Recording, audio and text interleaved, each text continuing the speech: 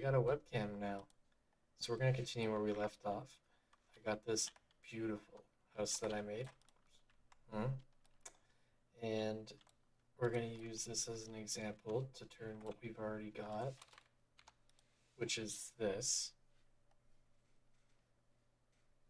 into a town builder. Alright, so let's get started. First thing we're gonna do is create another C# script. This will be the last one. We're just gonna call it building system. When it's done compiling, we're going to put it into Game Manager. There we go.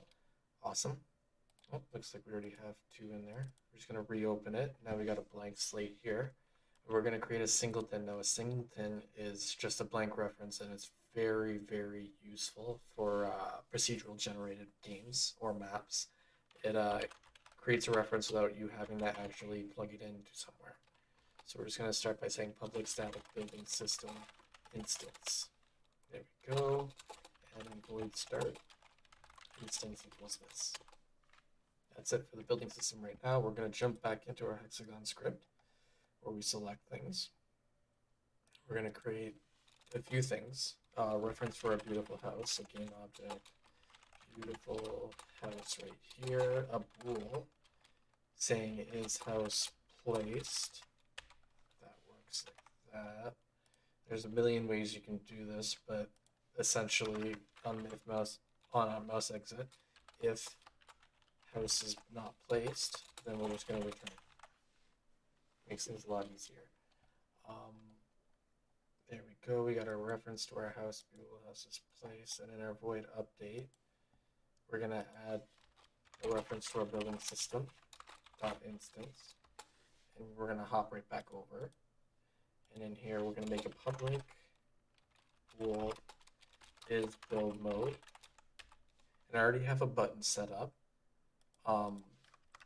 So we're just going to make a function for it. So public void on click build. And this is just to make things a lot cleaner and maybe give you a better idea of how this is going to work. But essentially, in this function is build mode, it's just going to equal what is build mode currently is. Not. There we go. And we're going to reference that here is build mode. So as long as it's in build mode, then we can place the house. And we're also going to do that here too. So if building system instance is not, so I have the exclamation point at the beginning there, in build mode, then return. And inside here, we're also going to add beautiful house. And when our mouse goes over this and it's in build mode, our beautiful house will be visible.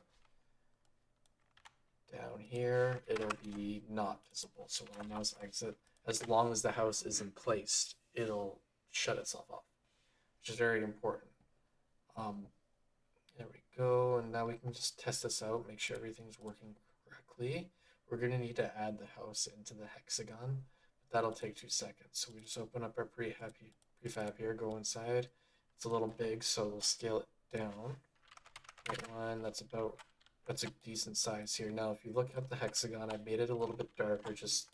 That's just so I don't have to materialize this and just make things a lot cleaner and a lot easier for us. There we go. Or for me, actually. We're just going to reference the beautiful house right here and just disable it. And when we press play, as long as we're in build mode, oh wait, sorry, my mistake. We need to add the button. So there's a button here. And what this button does is game manager, build mode, on click build. There we go. So what that button does is enables build mode. So right now nothing's happening because build mode is disabled. But when I click on this button, there the house is popping up. For some reason, that's right, I made a mistake.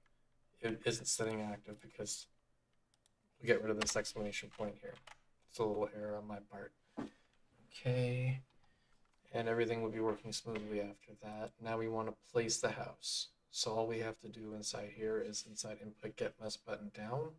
We're just going to set the beautiful house to true and its house place to true. So now, when we hop back into Unity over here, press play. Nothing happens until we press build mode. And let's build it on this tile here. Let's build the house. You can add effects and stuff like that and make it look really beautiful, but right now this is just a basic thing. The house is placed. This is basically a building system, except for it's not saving. So I'm going to show you how we get it to save. Inside our script here, inside the Hexagon tile script, we're going to create a public integer, and we're going to call it the hex slot. It's easier for you, I put hex save slot, like just slot to reference this hex slot. And in order to make sure that this is different than every other hex slot, we got to hop into our builder and create a second for loop. So a for loop under this one. And in that list, we're going to make a new list up here. So public list, game object, hex list, we'll call it, equals new list game object. And inside here, we're just going to reference the hex list dot add hex. So this is why we referenced this earlier, this hex here, also to edit this, but anyway, hex list hex. And inside here, hex list dot count, so we get every single thing in the list here. And we're just going to grab the individual object and grab the hexagon tile script at the top there. Inside here, we're going to take the hex slot or hex save slot and equal it to the integer, so I, that we've passed through. So every single hex slot that's on this list is going to have a different hex slot. And that is very important because that's how we're going to save it. And we're going to use player prefs. We're not going to encode it, although if I would recommend encoding it for an actual game. This is just for simplicity.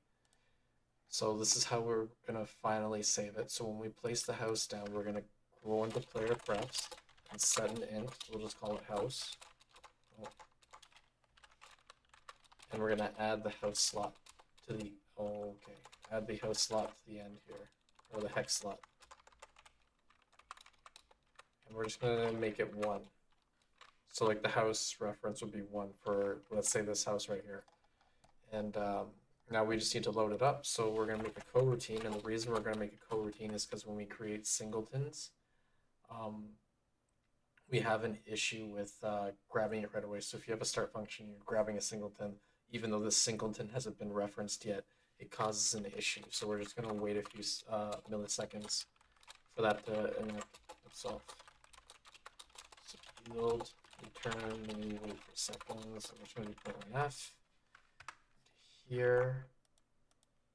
And last but not least, we're just going to grab it. So with player get int house, make sure I spelled that correctly, hex slot. If it equals 1, then is house place equals true.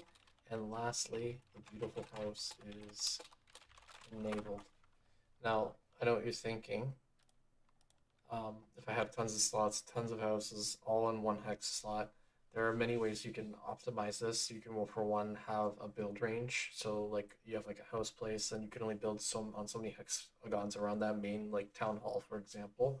You can delete all the other models that are outside that range. So you're not wasting any resources, if at any resources at all, because they're going to be set active to false. And we're just going to test it out real quick, and then that'll be it for the video. So there we go. The house is placed. I'm just going to build another house. Let's build a house back there. So we got 2 houses. And when I press play, there should be another house back there and a house in the second slot. There we go. That's it.